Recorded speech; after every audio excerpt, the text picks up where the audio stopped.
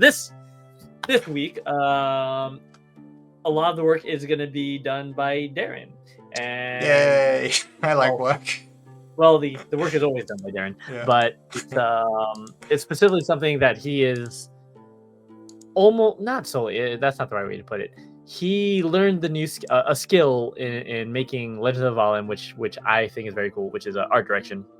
Despite not having an art direction background or having worked in much art, as far as I know, you're not a visual artist by any means, No. but you've learned how to work with visual artists quite well, and cultivate a style for the Legends of Avallen series, which is pretty interesting and distinct, I think. And whenever I show the book to friends, they often comment on the art and how cool it is and all that stuff. And I think that's a big, obviously your artists play, the biggest part of that, because you got to find people who can do the style, but obviously you're the one who's gathering together, so which is also a skill in itself. So today we'll be talking about art direction, and I think a bit about how Darren came to learn how to do art direction and making these projects, and then actually do a art brief at the end of the stream. And I think this is useful either for anyone who's making their own book and wants to work with real artists, because it is a necessary skill to have. And maybe you could comment on that later on, if you have any opinions about people who use AI and stuff, but that's up to you. And B, if you are an artist who watches the stream now or later, I'm sure Darren can give you some tips and advice about how to approach this kind of work. And I'd be interested in also hearing some, obviously don't name names or whatever, but some things to watch out for on both sides of the aisle, like you're doing art. So tell us what's up. So when you started Legends of Avallen, so I guess I'm playing interview now, and you knew you wanted to have art. Did you have a clear idea of what kind of art, what you wanted your book to look like? Yeah, I guess. So first, I think the first thing I want to establish is my own art credentials. Oh, sure. So this is in the Legends of Avallen art book, and this is my art. This is what I made. And then this is what the artist made, right? So I guess there's two things to note here. One is I can't do the artwork, and that's why I have to find other people to do it for me and pay them for it, quite happily so.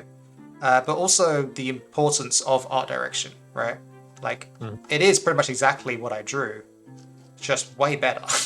So, it's important to get across what it is you want the artist to accomplish. Okay. All right. Now, we don't have to talk about it a lot. Yeah.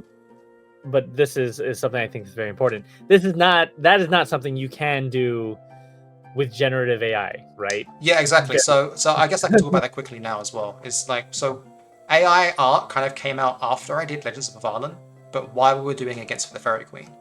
And I was like, oh, this could be useful. I don't think I was really thinking about using it as artwork in the game. I was thinking about more for references and for concepting to give to the artist, say, hey, I want it kind of like this, right? Can you do that? And the answer was, even for that, I found it useless. Like, it's so hard to get what you want. It will give you something that's like what you want, but you can't say, oh, hey, can you move that character to the left a bit? And can you like change their arm position? Can you add a fey into the background?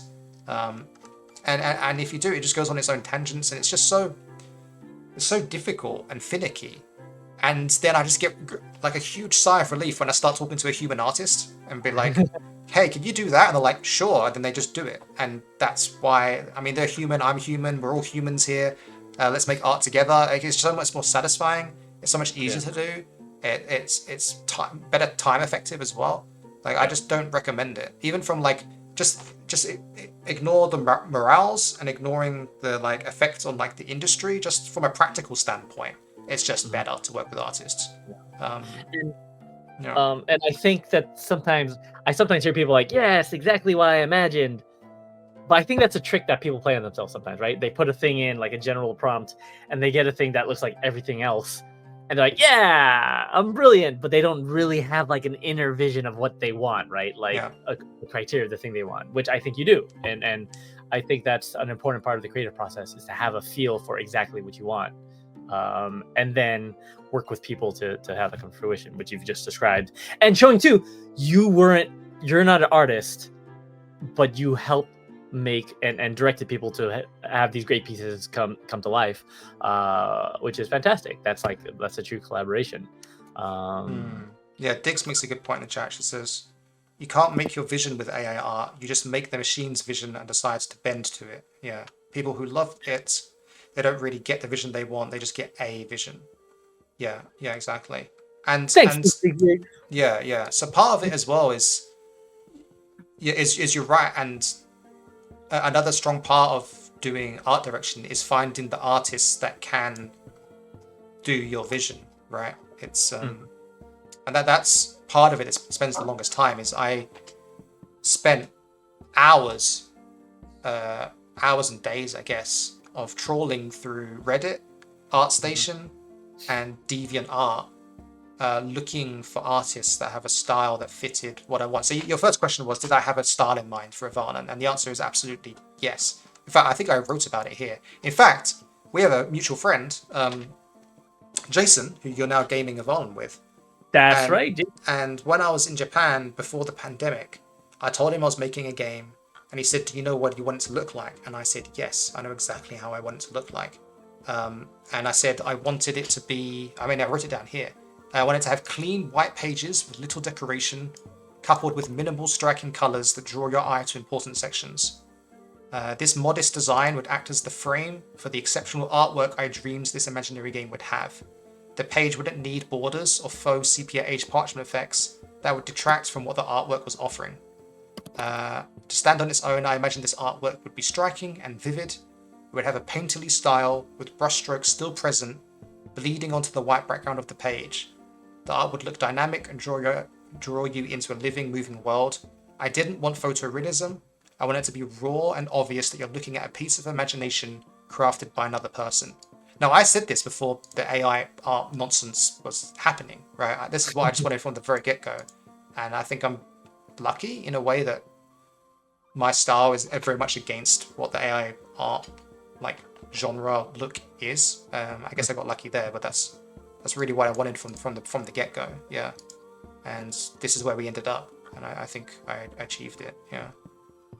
Yeah, for sure.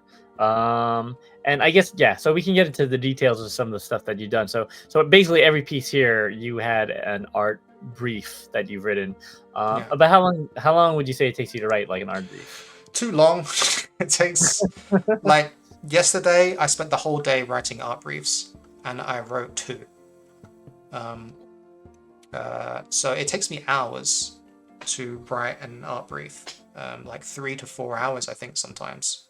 It's long, maybe 2 hours. 2 hours. If it's complicated, 4 hours. Sure.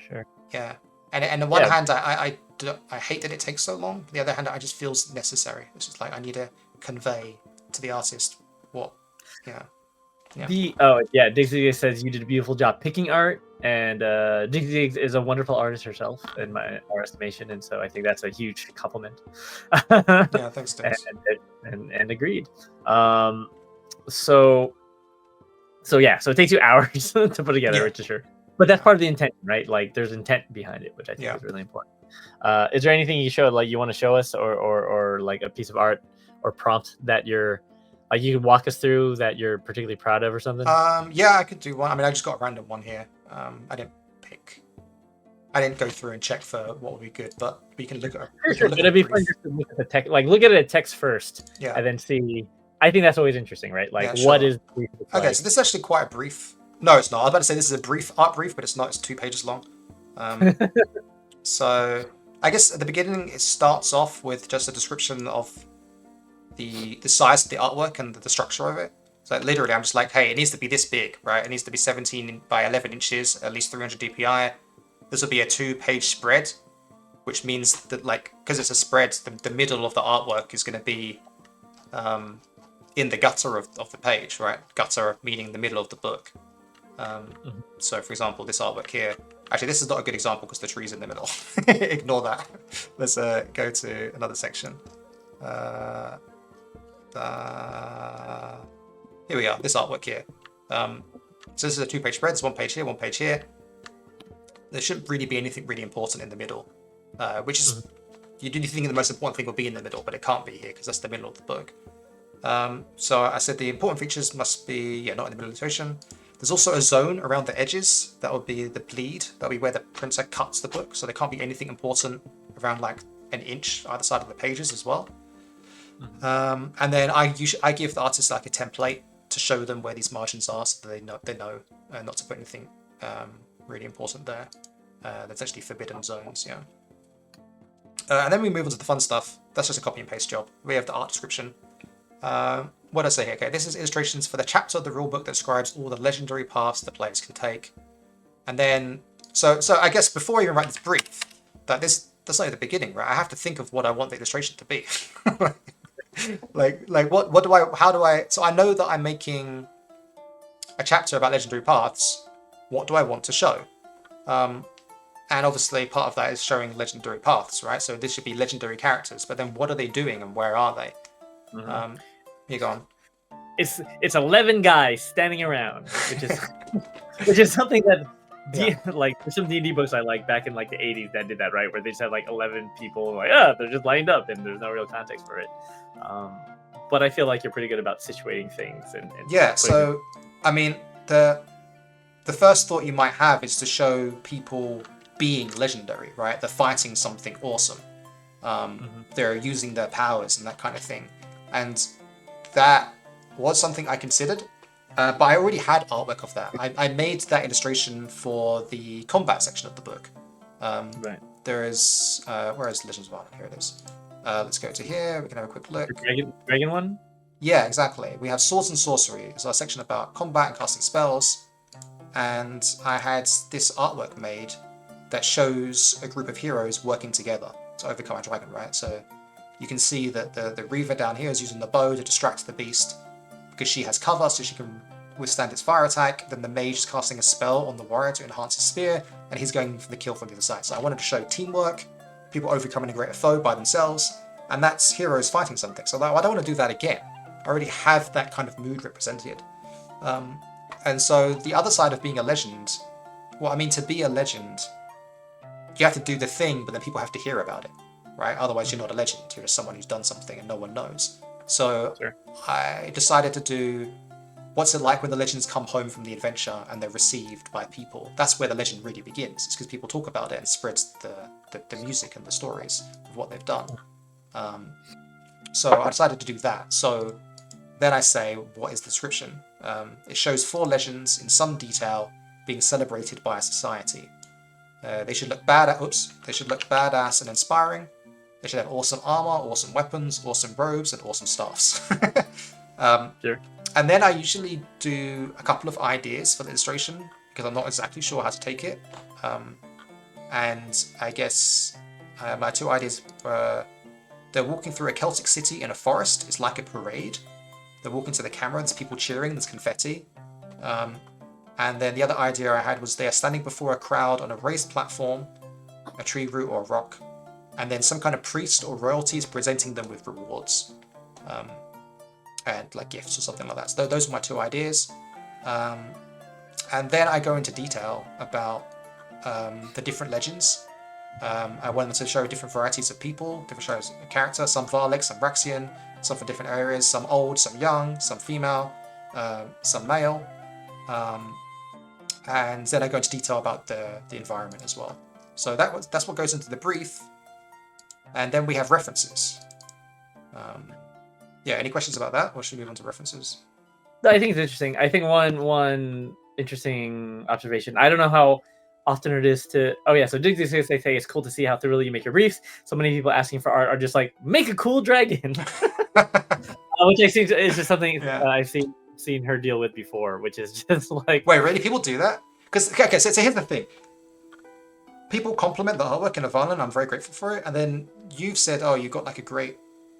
Like, how do you get the artwork? And I'm like, this is how we do it. And then, to me, it was just obvious. Like, from the get-go, it just felt that I have a vision, I'm making a thing, I want it to look a certain way, I have to convey it to people and give examples. Like, I don't know, it felt intuitive to me how to do this, but then to hear from artists and other people say that it's not obvious to other people, well, then I guess that's one reason why we're making this video, right? So, Yeah, exactly. I mean, yeah. part of it comes from, again, true intentionality, right? Yeah. You know what you want the thing to look like, and so you have to express that. Dig Dig said many times people just operate in a "I'll know it when I see it" mindset. Oh God. So okay. So that brings us to references. So Right. for me, that part of the process is before I even give it to the artist. Like you have to give them examples, right? You have to know it when you see it to show them what it is that they have to make, right? Yeah, Dick says charge extra for redraws because of that. Yeah. So I have so that's another part of the process. I have a sort of strict policy with the artist that we agree ahead of time is that I ask for 3 sketches. So these are hand-drawn light pencil sketches to show the concept of a scene, where elements might be in a scene, and rough ideas for characters design. And one thing I emphasize is that, so say for example, I guess we might see it in a second actually, but for this scene here, for example, I would have asked for a few sketches of the same scene, but I would have said, hey, for each of them, can you try different groupings of heroes, different designs for the dragon, and different positioning for the characters? So it would all have different elements each time, but it's still the same concept. And then using those sketches, I will usually pick and choose. I'll be like, okay, I like these characters from this design. I like the dragon from this one, and I like the environment and posing from this one. Now we put them together into like a work in progress, and I guess I'll show this afterwards, examples of this, that bring all those elements together. I usually have color as well to check everything's fine, and that's then the last stage for making edits. It will be a rough version with color, with all those elements put together to see that it's working. And at that point, I kind of have like a promise to the artist that no huge changes will be made at that stage. Now it's just tweaking and making sure it's better, unless something's gone terribly wrong, obviously. But that rarely happens. And then I just give the last feedback, and then they tighten it up. They make it more detailed. They go from the sketch to the final version, and then they send me the final version. And then if there's any changes, then it's usually like, hey, can you turn down the lighting here a little bit? Or rarely anything really at that stage. Usually then it's just like, I've got stuff to do anyway. I can't spend too much time picking things. So then it's usually just fine. Yeah. Yeah, that about if I say die double, ne? Yeah. Die double. Yeah. Yeah, it's impressed by how much thought goes into your process, and I think they say, yeah, they mentioned the redraw thing, and Dig says you might be a dream client. And Zofia says, yeah, the amount of thought put into the briefs, you can see why it takes you so long to make them. And yeah, that's why I wanted to share this, because I've seen it from my side, and I really appreciate all the work Darren puts into it. But he's not like the artist, but he's the person whose vision comes to fruition, which is very impressive to me. I think it's a cool thing. I think it's it's awesome. And the point about you being a dream client is really, I think, a good point, because exactly what Chrissy was talking about, having someone who collaborates and knows how to work with artists is so important. You see that in all arts, actually. You also see that with music, right? Like people who, like, when you're mixing something for someone and they're like, oh, I don't know about that, and they keep like asking for a billion changes instead of just trusting the process and not knowing what they want. Yeah. I do think as well, part of it is that like people that do commissions with artists, usually they're just doing one commission, right? They're just doing one artwork, and that artwork's really important to them, and then they start getting really finicky about the details because of that. Whereas, I guess in one way for me, I know I'm going to do lots of artwork. I've got a job to do as well. I can't spend too much time on details. Maybe I would if only I ever did one artwork, you know. I think I actually, oh, dude! I forgot something. I actually had experience with art direction before Avallen. A what? Yeah, I used to commission artwork on Magic cards. I used to pay artists to alter my Magic cards. Oh, that's right. Yeah. Oh, see, we come full circle again to Magic the Gathering being the source of everything. Yeah, I know. Isn't that crazy? And I remember this artist was doing art for me, and I would be like, oh, sorry, I don't like that. Can you change this or whatever? And then do this and do that. And I just remember the artist getting a little bit annoyed, like you could tell. I was like, maybe I shouldn't do this. Maybe that's not the best way of doing it. So I think I got a little bit of my experience there. Some of interesting. Yeah. Oh, That's really interesting. So you got experience from doing Magic commissions. So if you're not familiar with how Magic works, I mean, obviously many gamers know Magic the Gathering, but there's a huge community of people that do commissions to alter the art on their cards, putting whatever Hatsune Miku on it or some character. Or like, what did you do? Do you recall what that? No, I just did extensions, art extensions. I didn't change the artwork. It was always extensions. So that's like making the border, like getting rid of the borders, basically. Yeah, that's fun. No, that's cool because like when you think about it, then you got your feet wet in casual art direction, in art direction through Magic and asking for that, and you got your feet wet in game design by making your own Magic set. So basically, but you don't make Magic cards. You not yet. I'm working on it. I don't know if you can. You're not a U.S. citizen. You'd have to move to the States. Oh no, I mean I'm gonna make my own thing. Yeah. Oh, make your own thing. Oh yeah, that's better. Yeah. But anyway, so I guess one more thing on that is that I felt bad about giving the artist like all these things. But then afterwards, the sad part was she said, "Oh, you're the best person I ever worked with. Everyone else is so much worse." Yeah, I was like, "Oh no, that sounds awful." Okay, and that's when and one final thing about being a dream client as well is pay your artist on time. So I guess transparency, I pay my artist 50% upfront and 50% after the commission is finished. And you just agree like time frame for paying. Like 2 weeks after at least or something like that, and just make sure you do it. It's so important. Just pay everyone on time. Man, we got to post up this conversation on every art forum, and people will be knocking on your door. Please let me hear you. I get that. I get emails all the time from artists, and often it's like, dude, I love your artwork, but it doesn't fit my world. It doesn't fit what I'm doing. Like I'll keep you in mind for future things, but it doesn't. Like it's great, but it's not what I'm looking for, and I feel bad. It's like, your great stuff's fantastic, but I can't hire you. Yeah. You kind of remind me of your process. Maybe this isn't exactly it, but again, because I'm a musician, so I'll make a great producer. George Martin. Yeah. Actually, you're kind of like George Martin in a way, the Beatles producer. Sure. Like George Martin, he had a background in classical music. He was a musician, but he wasn't like a rock musician. He didn't understand it. But what he did understand was what made the things they did great. And he trusted them to sort of bring that out. And then once they brought that out, he knew how to sort of like push them in the directions that they needed. And that's what being a good art director is like being a great producer, right? Like you're trusting each other to do your jobs. And I think that's really and so I guess here's an example of that. So my newest like lead artist is Rafa Grueso, a splendid chap from Brazil. And I found him on Reddit, I think posting artwork in the Magic forum or somewhere else where it was like, I'd like to do Magic art one day, and I saw his stuff and it had like the painterly feel that I was looking for. But then I looked at all of his artwork and it's very almost whimsical, Disney-esque, like his sketches for Peredir, and it kind of has like a Disney Prince feel. A Disney Prince feel, yeah, with like exaggerated features a little bit. He kind of has that style, and that's not quite Avallen, but his art style was close enough, and he was a fantastic artist. I was like, hey, look, here's how my world looks. Can you shift just a little bit into this direction? And he was like, yeah. So usually his sketches, like, look at this. This is like a freaking Disney character, right? No one fights like Peredir. No one fights like Peredir. Yeah, exactly. But then when it comes to the end result, usually it's like closer to where Avallen is, and it doesn't really look Disney-esque then. So it's just like, I trust, like, when he does sketches, I'm like, I know this is your style, but you're going to end up here eventually, and that's fine. He's like, yeah, I just sketch like this.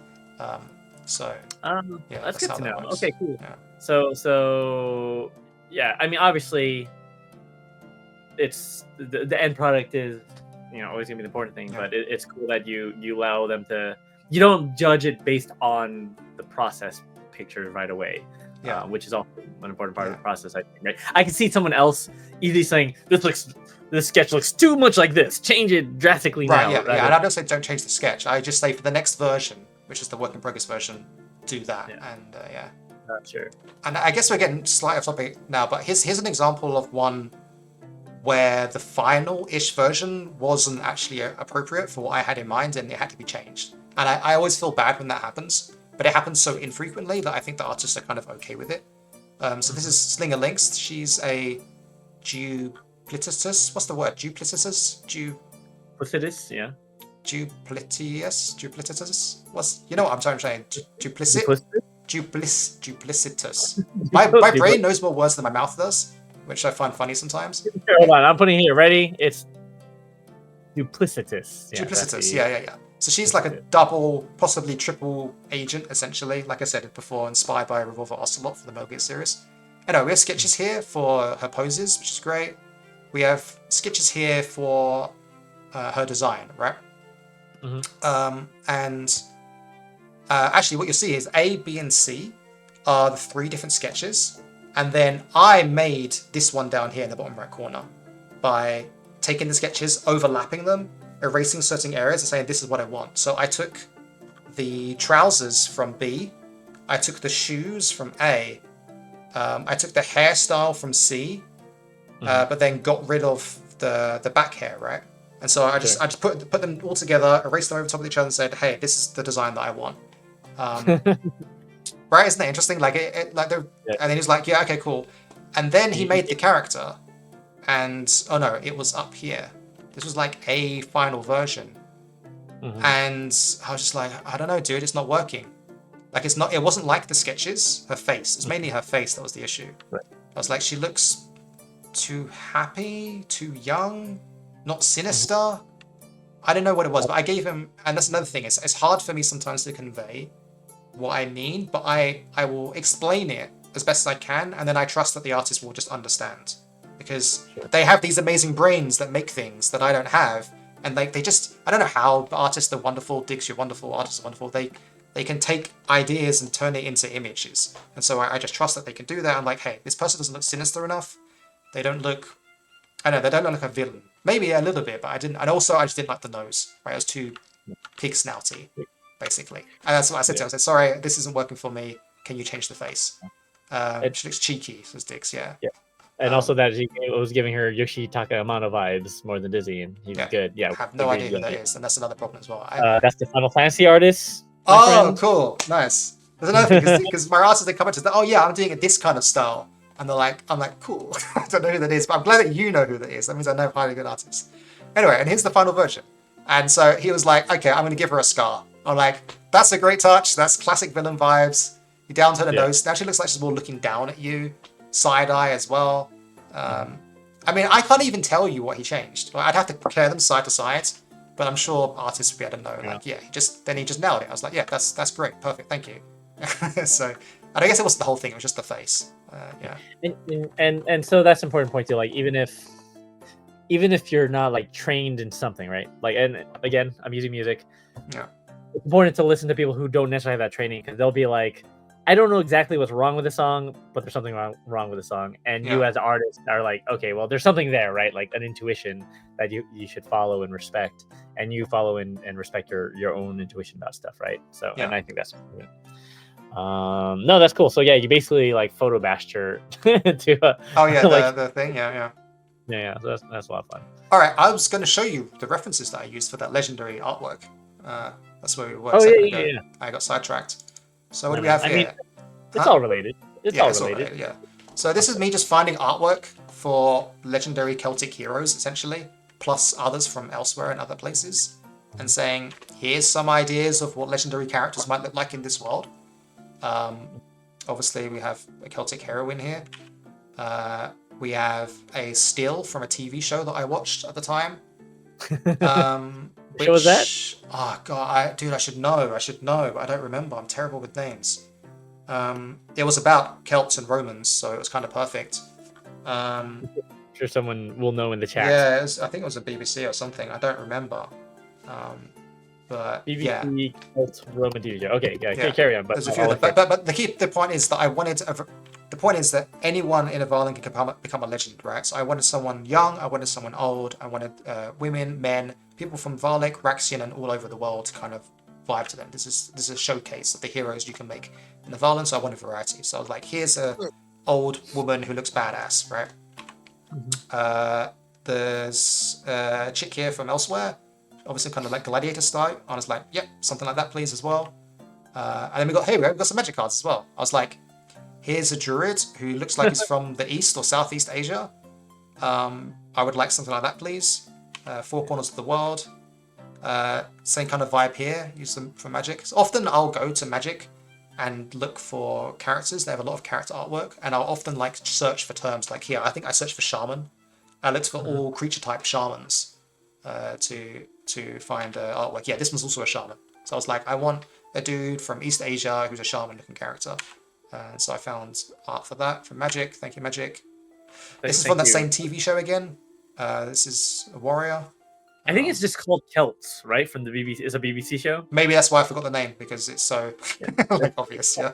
Blood, Iron, Sacrifice. Sure. Maybe. Anyway, I'll watch it later. I'll look it up later. But and so then now we need parades as well. And so a part of this too is like there's two things happening here. Is one, like I said, I'd like it to be a parade, right? And it's everyone knows what a parade looks like. But a lot of my artists are from other countries, and English isn't their first language, right? And obviously, artists are also visual creatures. So I like to, even if everyone knows a parade, I still like to find an example of a parade just to show exactly what I mean. Like it's obvious. And that's where more time comes in. Like it takes hours to write a brief. It takes another hour or so to find artwork that's suitable as a reference, I find. So finding ideally I would find something that's exactly what I'm looking for, but that's not possible, right? This picture I'm pretty happy with because it shows a diversity of people. There's kind of like Roman-like flags here, which is kind of similar to what we're doing, but not really. But it still shows people walking towards the thing as a crowd, the celebrations. And I was like, that's great, we'll use that. Welcome back to Adavad. Yeah, we're just talking about references now that I'm using for artwork. So there you go. I have a question about when you're looking for references. Obviously, the TV show stuff is stuff that you've seen, and you'll just take a screenshot or something. But when you're looking for like other art references aside from Magic the Gathering, do you have a site or sites that you prefer? If you Google, yes. I don't use Google, at least not anymore. I like to use ArtStation when I can, but artists have a terrible habit of not titling artworks in particularly useful ways to find things. They don't use tagging very well. Like my critique of ArtStation would be, please tag your arts appropriately and give them decent names. But then maybe there's a reason to do that as well, because I'm looking at it for references. But I mean, obviously I'm not stealing it, but it does make it harder to find like artwork for Celts, because not everything that's a Celt is tagged as a Celt. They just do like Boudica, and it's like, okay, well that's fine, but it's like it would be I won't ever find that artwork unless I search for Boudica. So ArtStation's great, but it's really difficult to find things. What I used to use the most was Pinterest. In fact, I guess I can show you here. Here's something I made. So here's history. Dig said it'd be good for AI as well. See, so that's a problem. That's a huge problem and a real pain in the ass. I don't want artists to have their art stolen by tech bros. So if you feel like you don't want to do that for that reason, then please don't do that. So here's an example. So here's actually my history feed for my Pinterest.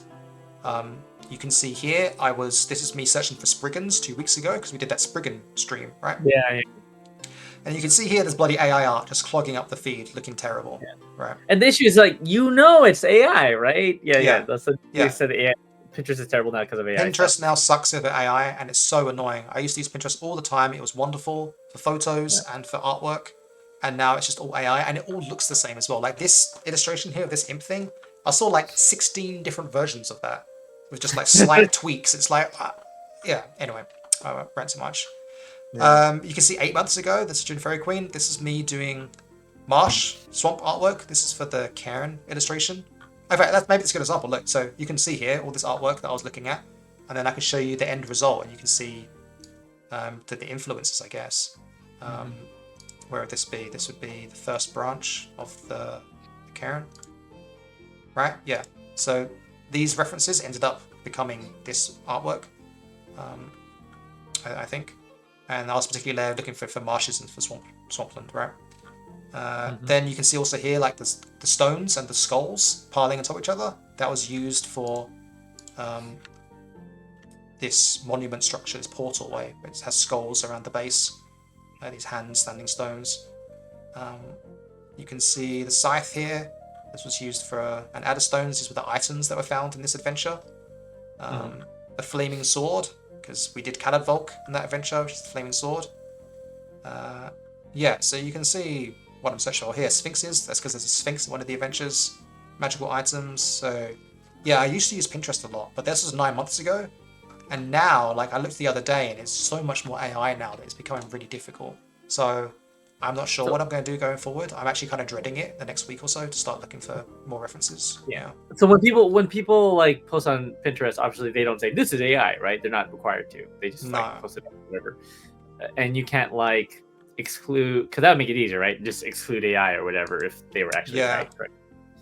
I don't use Pinterest, so I'm not sure exactly if other people could tag it or whatever. But anyway, But that's annoying. I just keep scrolling. You can see it, so you just keep going. Yeah. Sure, I got you.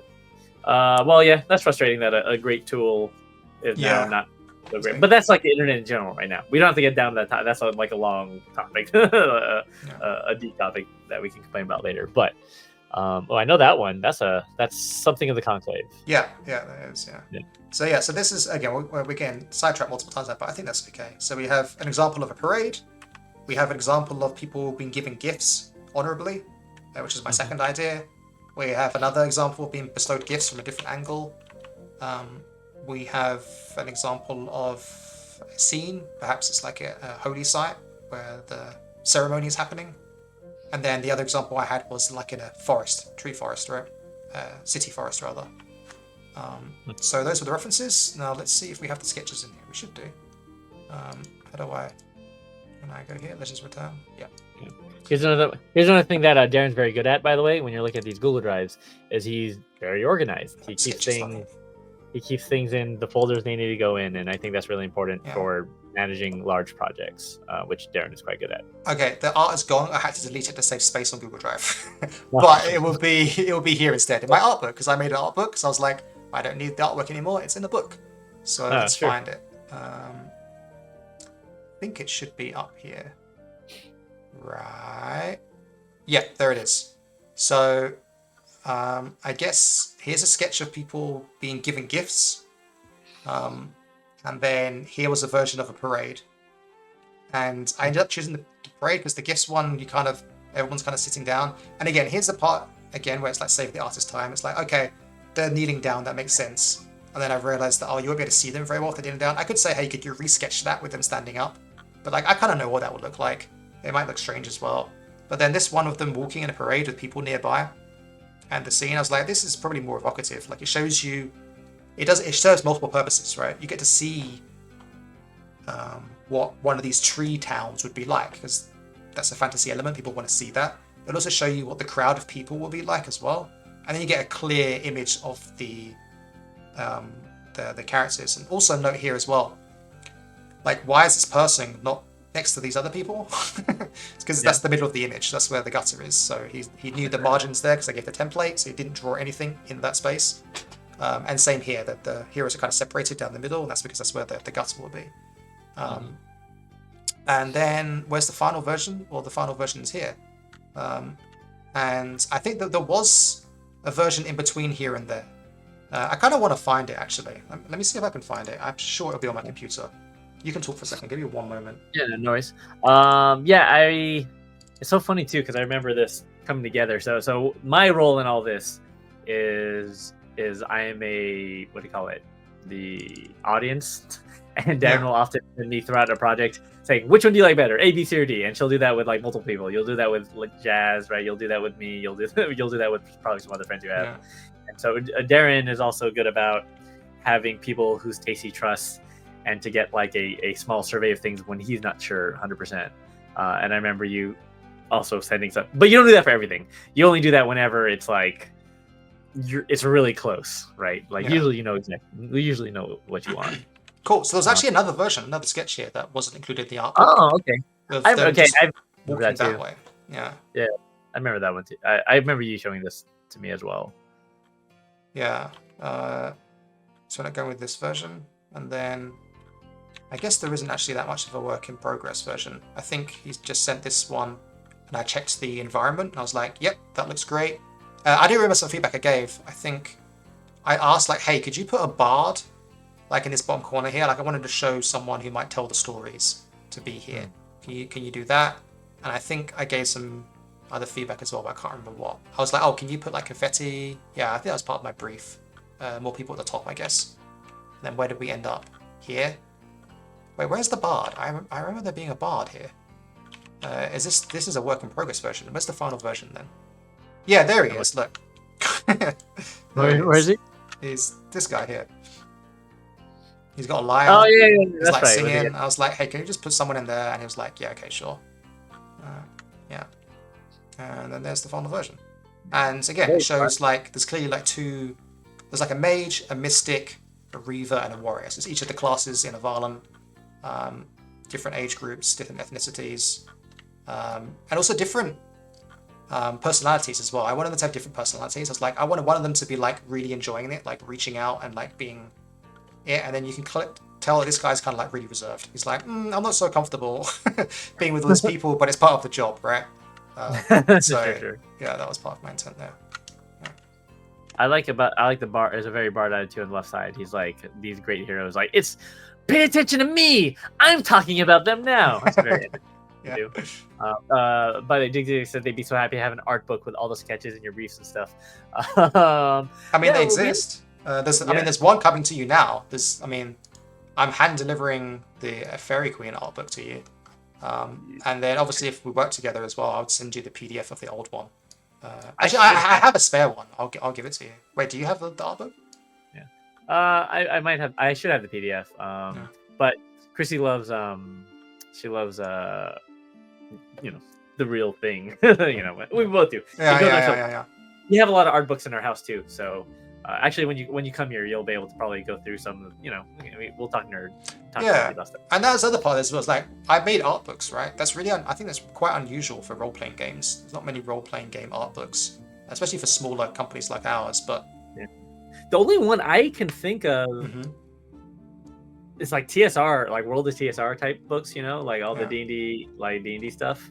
But you're right. No, it's a really good idea, and it's worth it showcasing all the work you put into it. So a new designer, a friend of mine in Cardiff, he mentioned the other day that there was Legends of the Five Ring art book as well. But yeah. But it's kind of cheating. It's kind of a card game first, isn't it? And then an RPG second. Was it? Yeah, it was a card game first with a story, and then several years later they RPG. I would love to get my hands on that. I don't. Yeah, it's cool. But I just decided I wanted to make an art book because I like art books, and I was seeing all the sketches coming in, and I was like, this stuff's amazing. I'm sure other people want to see it too. I know I want to see it, so. Do you? I guess also it's a good like capstone on a project for you, right? To like, because now it's useful. Because like now, as you go back, you can show it to artists, and I think it's also that's part of it too. Now it's like useful to have essentially it's a world guide book, and then I think even more so now in like this age of AI art. Again, I started Avallen before it was really an issue, but now it's kind of like we're showing art working. We're like, you can prove that it's not AI art because here are the sketches, right? Here's everything. Yeah. I mean, and this, I don't know, I want to show off Rafa's, like, he kind of goes over and beyond.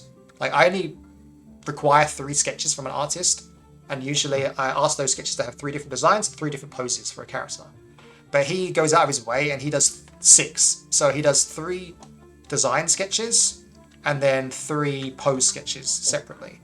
And I don't ask him to do that, but he just does that. He said he finds it easier, and I'm like, okay, fine.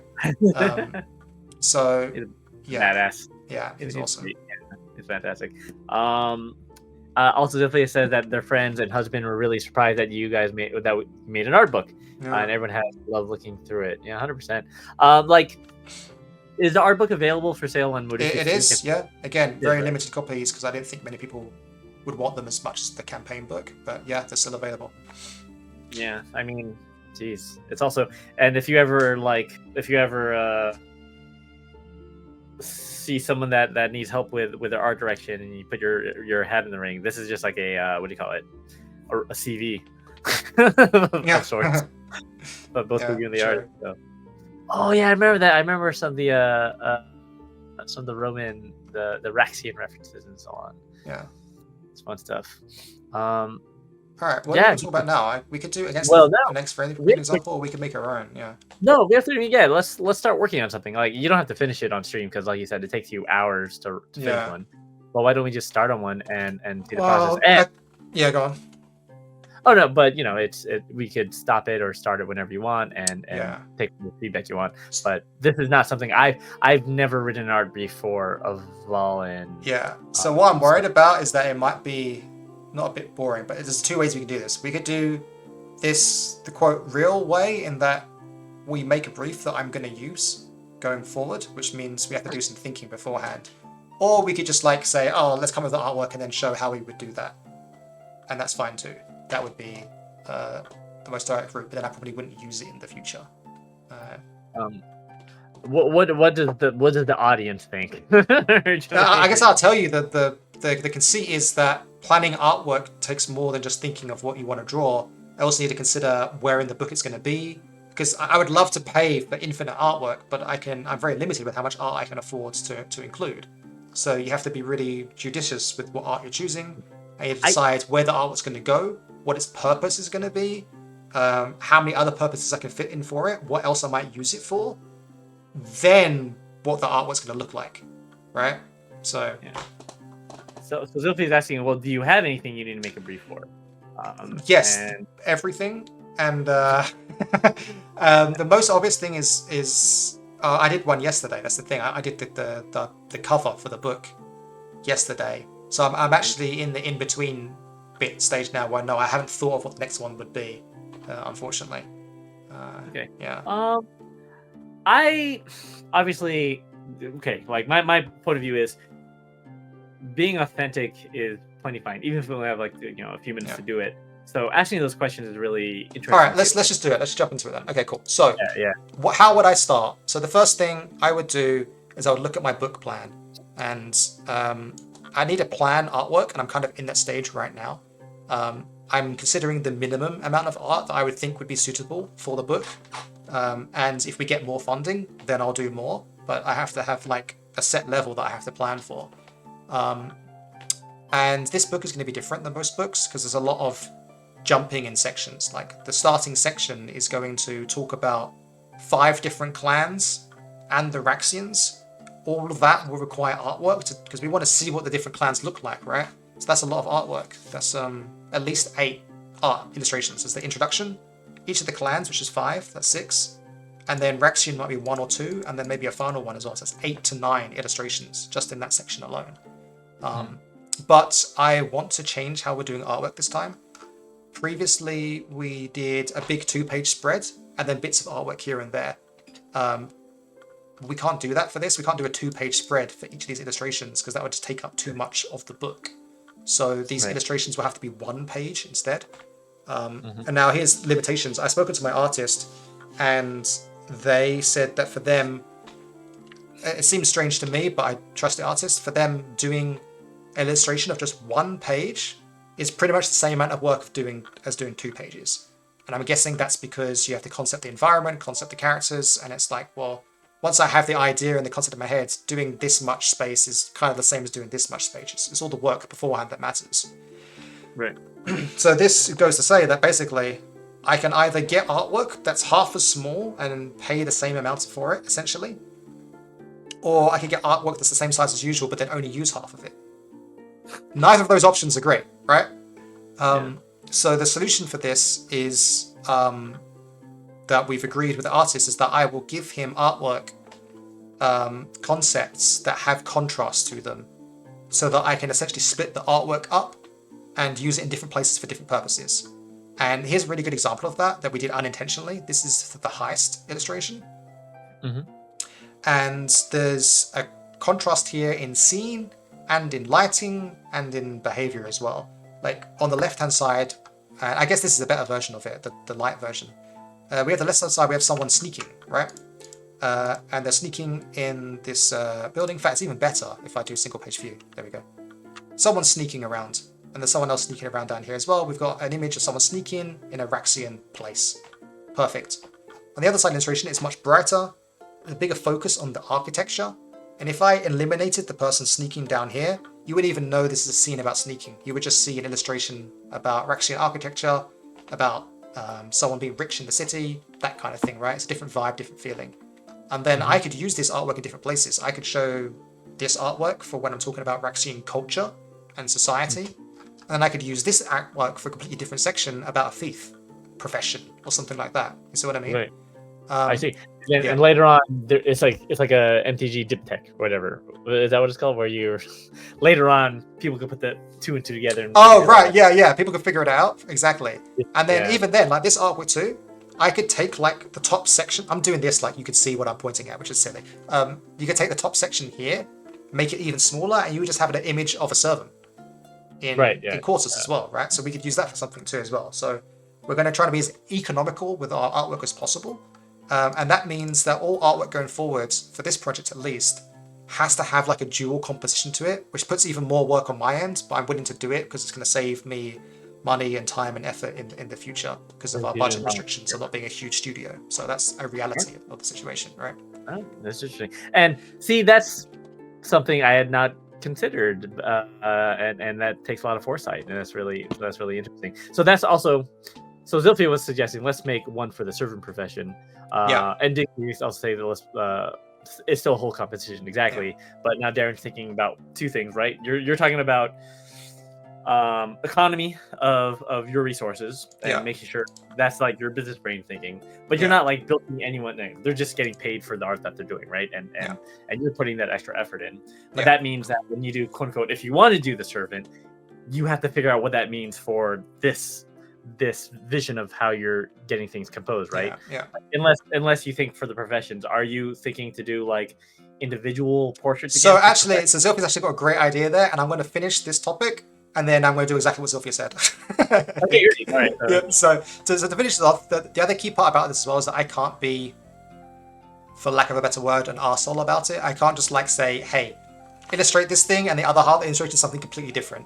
Right, that's just 2 illustrations. That I have to do the work and be the smart concepting where I have to have a scene that makes sense, that flows from one narrative to another narrative in the same kind of setting that we could use for 2 purposes. So what that means is for all these illustrations that I want to plan, I also have to plan what other section the illustration will be used for and tie 2 ideas together. And that's what I'm working on at the moment, and that's what I'm struggling with, and I'm going to do that off stream because Zilphia just gave me a better idea, which is the servant. And that is just going to be a character, and we can just do that. It doesn't have a dual purpose. It is just going to be an illustration of a servant, because and I feel silly I didn't think of this earlier because that would be a great way to start, but I guess this shows something else is going on. Yeah, what you just talked about is still very cool. Like it's an important part of the process. But no. So the profession section, I've said we're going to have 1 illustration to introduce it, and then we're going to have 5 character illustrations of the different professions, and one of them, I'm so happy with what we made on stream with the servant. It's definitely going to be a servant.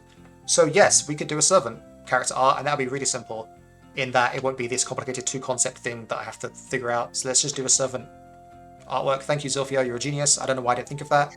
Let's do that. So all right. So we're doing a servant, and so you're thinking about how to create the Avallen version of a servant. And what that means is not just saying, all right, well, put a butler up and call it a day, right? Yeah. It's thinking of what you imagine they'll be like, right?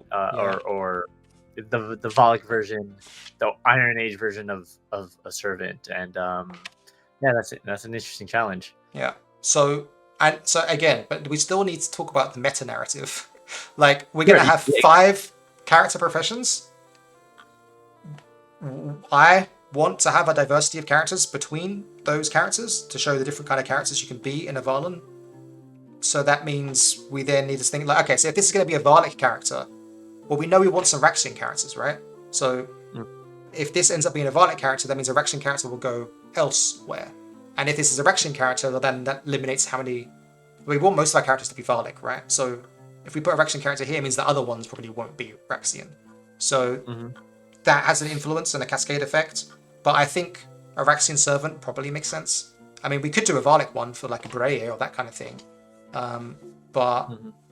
Yeah, exactly. And making a servant as a Raxian would be easier to make, says Zilphia. And yeah, I'm inclined to agree.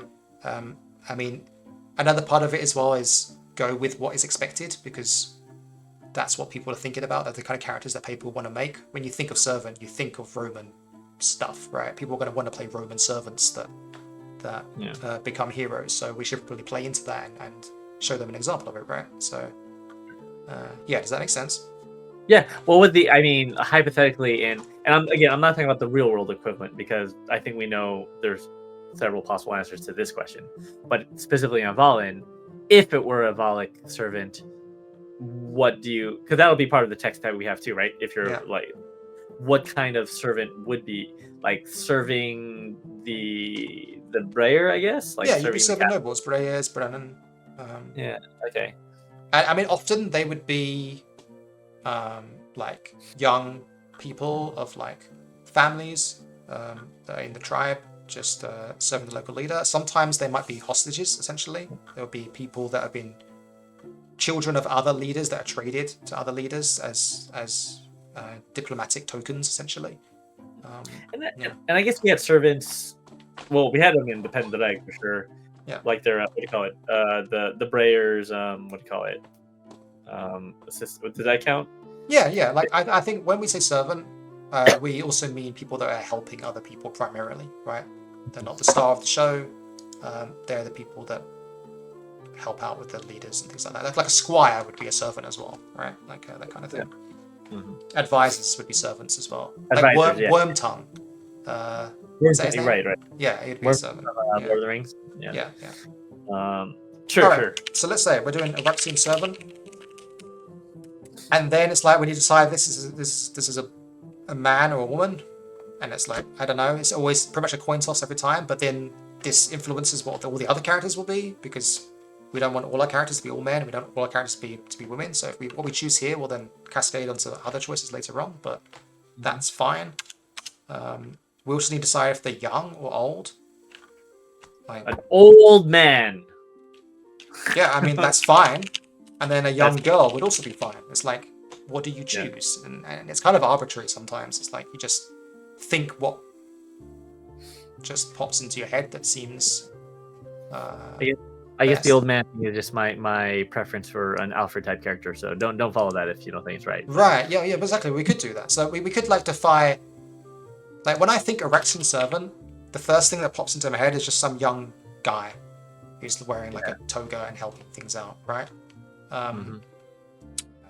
But we could defy expectations. We could do an old man and remind you that, actually, servants can also be like advisors and that kind of thing. So like we might want to do that to expand the scope of what people think of when they think of a servant, right? That could be useful. That could be a tool to help people come up with other character ideas.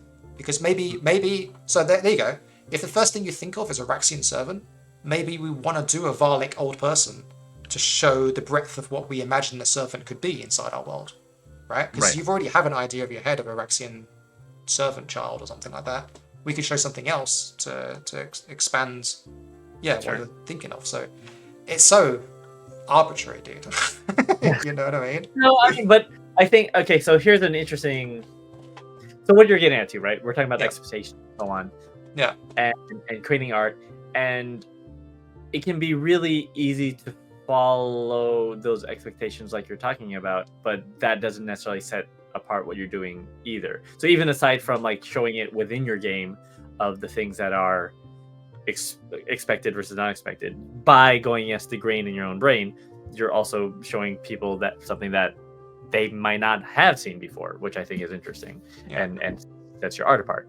Let's say a child is interesting, and a child who's been orphaned, but maybe that's obvious. And Sylvia says you can see someone in their late 20s, early 30s, so it's I think what you're going for is interesting. It could be interesting for each servant to go against the grain of what you think the person is, because that'll just make the art pop more in a way, right? Thematically.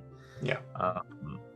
So that's why I'm kind of, now when I say old Raxian man with the Alfred archetype, maybe that's too obvious too. I don't know, but I don't necessarily think it's arbitrary. I think you're just playing off of our sort of shared media zeitgeist. Yeah. And trying to add to that with something new. So I don't know. So what would you not think be a thing? Like what if you're gonna be more original? Like I think like if I was gonna be do the expanded thing, I think I would do an old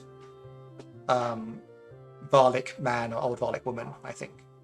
Okay. But yeah, it's hard. So I think for stream's sake, we'll just pick something, and then maybe later on we'll change it. But I'm kind of happy with anything really.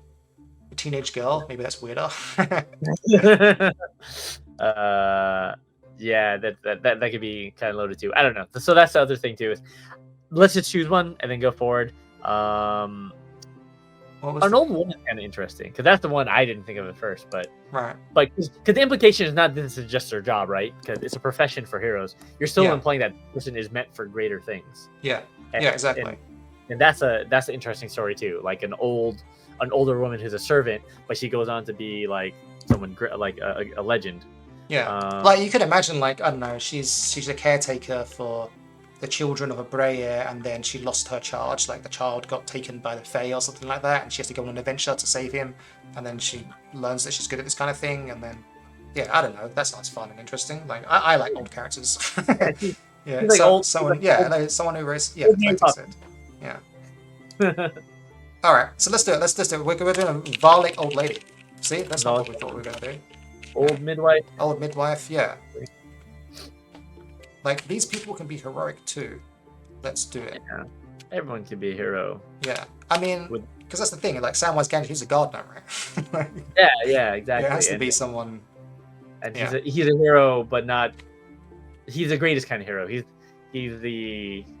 There was a comment about that. I read it somewhere, but yeah. Anyway, basically, this concept of the great heroes are the ones that we don't see in Legend. Actually, it was in Lord of the Rings itself. It was like fucking Elrond says something like that. Yeah. That the wheels of history be moved by. Yeah. All right. So, Varlic Old Lady, fortunately, now this is where it comes in when we're doing our third book. I probably have a bunch of concepting and artwork I can send to someone to show what a Varlic Old Lady might look like already. So I don't really need to find references for that right now. And we don't need to discuss that, so that's okay. I can do that off stream, it's not a problem. What's more interesting though is to describe what is a servant look like, what do we want this person to look like so that it's clear that they're a servant. Like what kind of thing are they wearing, what kind of things are they holding, what kind of details might they have, and what does the character look like as well. Yes, Sylvia says old midwife, soft features, lots of laugh lines, little pudgy. I'm okay with all of that. I will write that down. I think that sounds great. Yeah. And she only one arm replaced by a sword. She has a sword. No, don't use that. Don't use that. No, don't use that. This is why I don't write the art briefs. Little pudgy. Yeah. Then what makes them look like a servant? Are they holding stuff? Are they wearing things? Do they have like tools on them? Like what's in a servant's profession kit? Because the servant will have a profession kit, so right? So what's in their profession kit? Yeah. This is specifically an Iron Age servant, right? So he's not have like a silver tray and like bubbly on it, right? So all the things that we could rely on in a modern setting or a medieval, post-medieval setting, we don't really have access to. Yeah. A broom, all right. A broom's interesting. Yeah, broom. That's a good one. That's great. Like. Oh man, that'd be so badass if your first weapon's a broom as a character. Yeah, that's cool, right? Like a broom, improvised staff. Yeah. And they end up becoming like a mage. They end up like a witch archetype, right? Just an old lady with a broom that casts spells. Like. Yeah, as long as so she has to be using the broom like a broom. So here's my take on it. Yeah. You also have to be careful of other cultural connotations, right? And tell me if you agree with this. Okay. If she just has a broom and it looks like she's about to ride it, that's not what you want, right? No, no. Okay, so I'm thinking like broom. I'm thinking candles. I'm thinking like saucepan. But then like we might have a cooking character, right? We might have a cooking profession, so that would overlap that. So we probably can't do that if we have a cooking character. Watch out for chef profession. You could, again, hypothetically, if she looked clearly Valak, if she's caring for a child that's clearly Raxian, that could also be an indicator of like class. That's interesting. Yeah. But like you're right. They could have like a baby in hand, like a baby in arm. Like that's another thing. Like I was kind of excited by. I don't know. Chat, tell me if this is weird. But one of my key characters in the heist. Now I was also cynical as well. Maybe this is weird. Where is the heist? Where is the heist? Let me see. I can use the menu. The heist. Fulvia. I put a pregnant woman in my game. Yeah. How often do you see pregnant women in fantasy books? That's a good like point. fantasy RPG artwork, right? Like I don't know about you, but I'm pretty sure women get pregnant sometimes. It happens, and you never seem to see it. And yeah, you never see that exactly. Now, here's the part where you might get like really cynical. Now, why did I get the idea of making her pregnant? Okay, why this character? And there's actually a reason for it. I think I even wrote it down, so it's not like it's hidden. Did I write it down? Yeah. I said originally the heist adventure was going to include the possibility of an assassination attempt. That's about like Assassin's Creed, that kind of thing. Sure. However, we decided that gameplay would be too similar to the hunt and take away from the fun and levity of heists often had if you're trying to kill someone. So I said not only did we eliminate the idea from the plot, but we wanted to dissuade zealous or careless players from killing Fulvia on their own accord, which is why we made her pregnant. So I knew that players would less want to assassinate a random Raxian woman if she was also pregnant. So there was actually a design reason for it as well. And it's a bit cynical, but I think it's That's a great pro tip for any DM whose player group is like murder hobos. And then if they just like assassinate a pregnant woman, then it's just too far gone. They just stop and get therapy. Anyway, so the point is she can have a baby in her arms, right? And you're right, the baby could be clearly Raxian somehow. Like Raxian dress, and that will make it obvious that she's caring for someone that's not her own, as opposed to just being her mom's. That's really interesting. I kind of like that. And then maybe I don't know, maybe we're getting too trippy there, but she could be like the super servant. She had a baby in one arm and a broom in the other. Like, is that too like far? But we are making a servant, so I don't know. I like a candle. Candle's interesting as well. Yeah, kind of badass. I mean, it's like. In reality, these kind of people, servants, mothers, people who have like domestic roles that are only domestic, are fucking amazing. It's hard work doing that shit. Like it takes a lot of brain power, it takes a lot of effort, and you're just like respect. I think showing a hardworking servant is pretty interesting. Yeah. But doing it with like finesse, right? Like I think that's pretty cool too. So the coolest part about this stage is that we don't actually have to decide now. We can put down ideas, and then I'll pick 2 or 3 of them for the artist to try, and then we can see what we think looks great, right? Like we don't have to choose right now. We can just think of these are the things that we think of when we think of servant that will help us out, and that's what we'll go with. Sylphia says old Celts and Vikings had a lanyard of various tools like small knife, tube of needles, stuff like that. Yep, I love it, like a tool belt. You said lanyard, tool belt, like sewing kit, that kind of thing. The old Celt army knife? Yeah. Get your reference picture. Yes, please. Yeah, that would be awesome. Yeah. Knife, needles. Yeah, that's a good idea. I can never say your name, my friend. You got it right. You said Daedavod. You said it every single time, yeah. Daedavod says that they would say that if you want to differentiate between the Valak servant and the Rexian baby, maybe the servant could have tattoos. Yeah. So should we say like clearly make it Valak? Clearly Valak. Clearly Valak with tattoos. Yeah. And in the future we have make sure you know it's a Valak baby. Make sure the baby has tattoos. That's how we know it's a Valak baby. They got tatted. And then the other thing we really need for the posing, I mean, for the artwork, at least for the starting brief, would be posing. Like, how is she standing? That makes her seem like someone who could be a hero, but is also clearly a servant, right? And so that's like where we probably don't want her standing to the side, sweeping a broom, looking away from the camera, because then that's like a backstory character kind of NPC look. We need to make her the center of attention. With all her strength and glory of being a servant, right? Yeah. So what kind? Are you saying what kind of pose should she affect? Yeah. So I guess I can show examples from Legends of Avallen for professions. Where's the professions? There's a character that comes to mind. Let me see if I can find a reference for it. Yeah, sure. Marge Simpson comes to mind.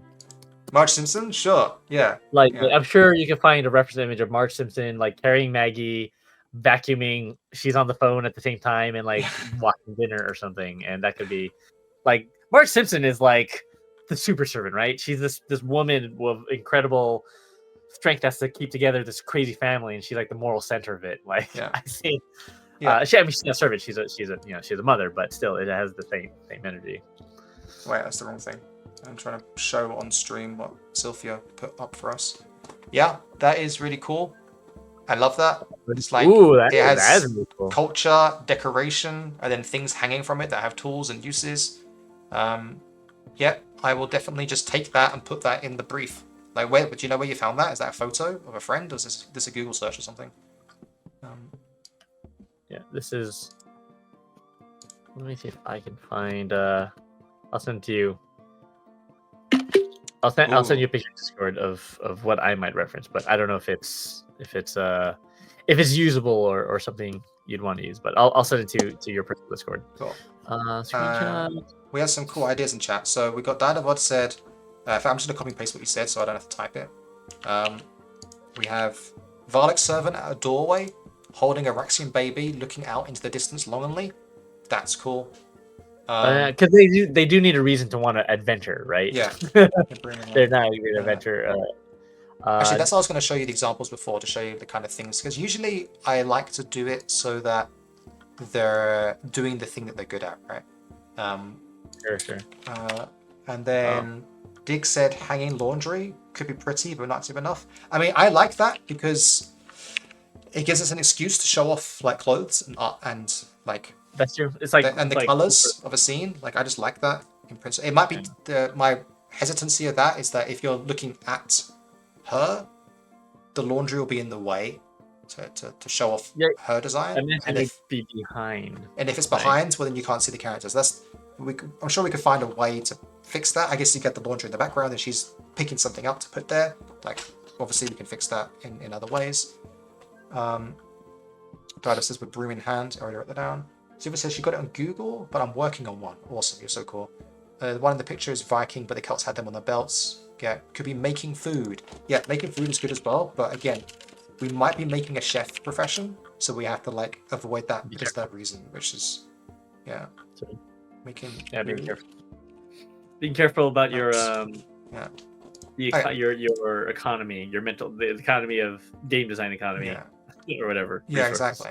All right, let's just have a quick look through professions in the Avallen book. So we have an alchemist. She's doing alchemy. She has a book. There's potions and stuff. Cool. Bard, holding an instrument, looking cheeky, like you know something more than you. Perfect. Crafter, he's smithing. He's got a hammer. Ideal. I remember the artist originally sent this to me. The guy was topless, and it was just like too much nipple, too much abs. I was like, yeah, this is cool and all.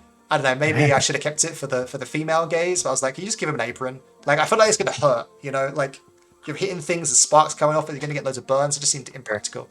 Yeah, I feel like he's not, now that you mention it, that seems like not enough clothing to be working with fire. Yeah, even then, but again, it comes to, like, I'm not going to ask him to completely redo, like, what he's wearing and everything. I was like, just put an apron on him, dude, please. With a merchant, the hawking wares, they got lots of different stuff, jewelry, trinkets, that makes sense. We've got our priest. He's kind of showing he's caring for someone, but he's also religious, which is kind of perfect. Our scavenger, he's got a dead animal, stone tools, scribe, scribing. You gone? That shows that there's so all these two, like the priest and the scavenger, they show that there's other things in the frame that aren't necessarily them, right? So laundry or cooking or whatever. It's possible to have other things in the frame that they're working. Yeah, with. Exactly. Like the laundry idea, the doorway looking out, preparing food. Oh yeah, the dog. Sarah's dog. Yeah. What was the dog's name again? I didn't give it a name, but one of my playtesters played Lysera, and they called him Jet, so the name's Jet now. Oh. I thought that. Oh no, he had a dog, Chigal. I lied.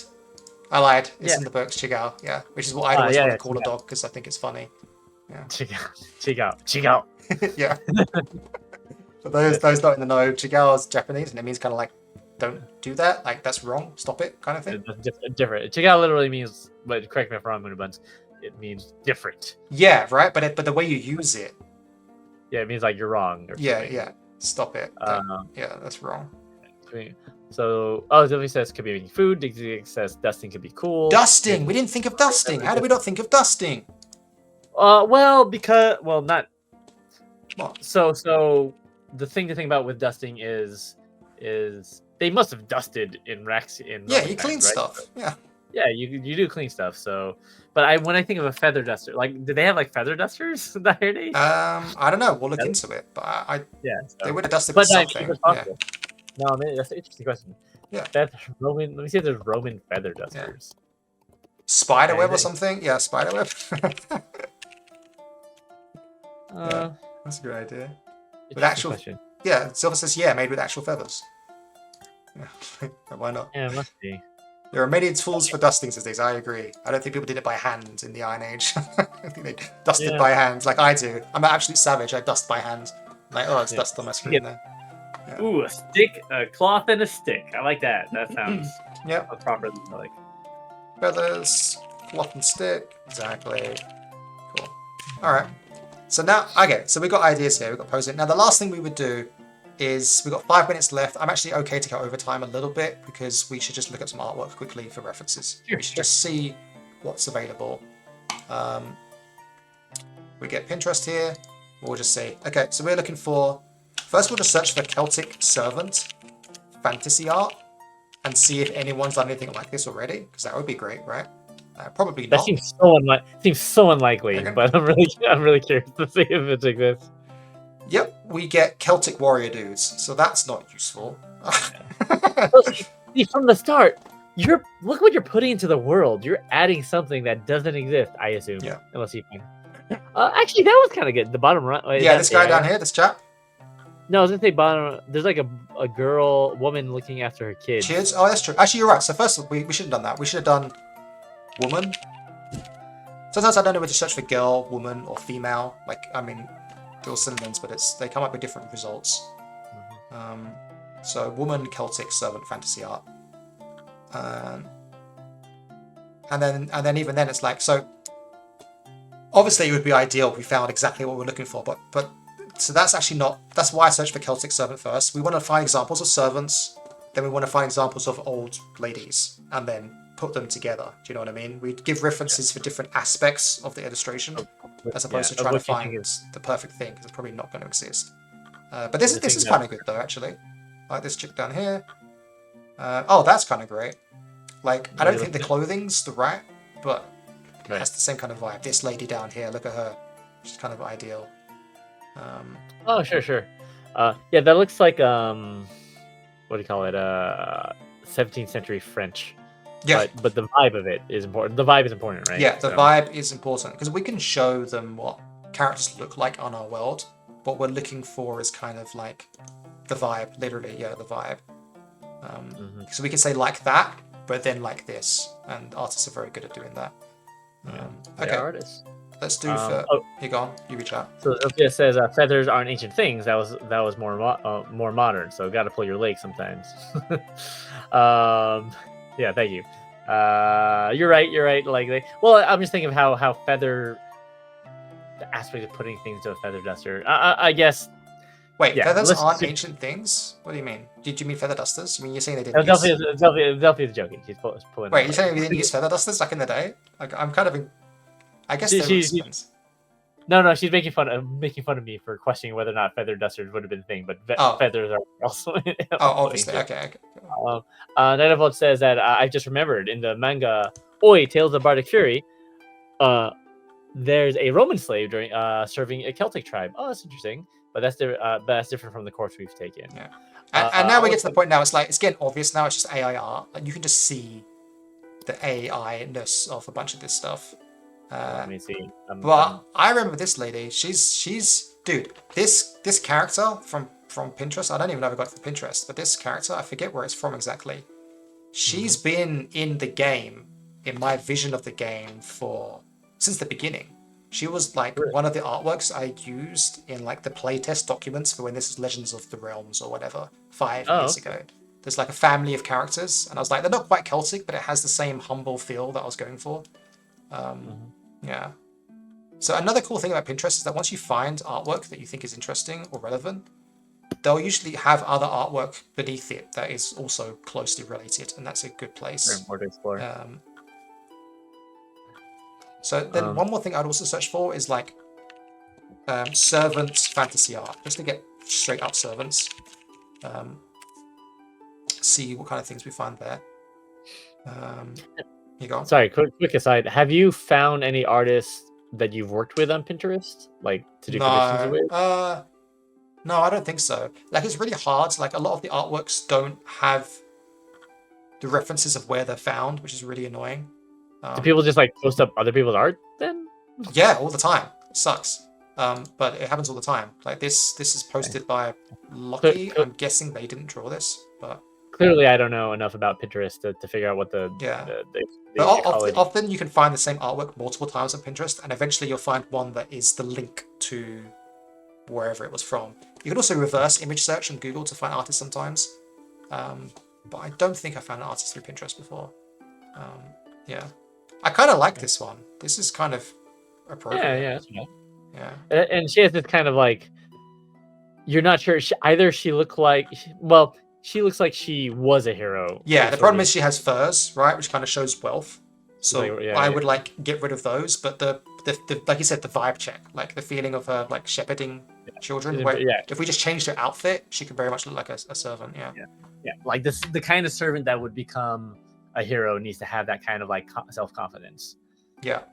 Which that clearly has. Oh, and hold on. Zilphia says that the feather duster is made with feathers. It was a rag on a stick mostly. So yeah, we'll stick with the rag on a stick. Actually, I'm going to bring up what you just said there. It's important. Like the important about this stuff, the artwork, is that even though they're not heroes yet, and they don't know how to fight or use magic necessarily, they should look comfortable in the element, right? This is something that they're good at. Like you're going to play this character, you have to have some kind of competence. Like, you have to know that I'm good at this thing. I'm good at being a scribe. This guy's a kick-ass scribe, right? He just looks like he's in his nature, in his element. So they have to look comfortable. They have to look competent, and in a way heroic in doing something that's humble. Yeah. So that's like important. I'm kind of good at writing. That's yeah, exactly. Yeah. All the professional art are just like a guy going, I don't know. Yeah. So this is like okay, but. See, this lady here, she has the wrong kind of expression. She's like, oh no, something's terrible's about to happen. I'm in trouble. Sure. But I would like use this for the outfit maybe, but not, I would say, like, don't do what she's doing there with her face. Sure. I don't know if this is AI. No, it's not. This splits straight to someone's art station. So we can check out their art station. And this is kind of like very much what Zilphia was saying, like the podgy laugh lines. Like, this is kind of ideal, right? And then here's another reality where we had like a younger servant, and then we have a child. But I kind of like, the look at this lady. I would definitely use that. This is kind of ideal for what the face would be like, right, Zilphia? This is kind of exactly what you had in mind, I imagine. Yeah. So that's kind of great. And they create such an interesting story too about like, all right, well, how does this person become a legend? And that's a fun story. This is good. We've got someone with a broom here. That's useful. To show what we mean. Yeah. Okay, I guess we can stop here because I'm just like browsing artwork, and I'd be here for hours. Again, this is why this stuff takes so long. I think we could say like this combined with this would probably be like the most clear references that I would give to the artist, to come up with a bunch of different sketch ideas. Yeah.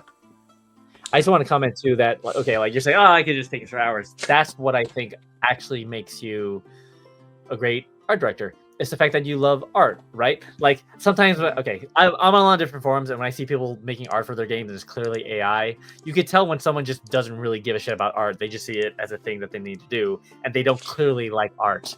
Like, you love looking at art and imagining and figuring out how it's going to put in your game. You don't just put in... Yeah.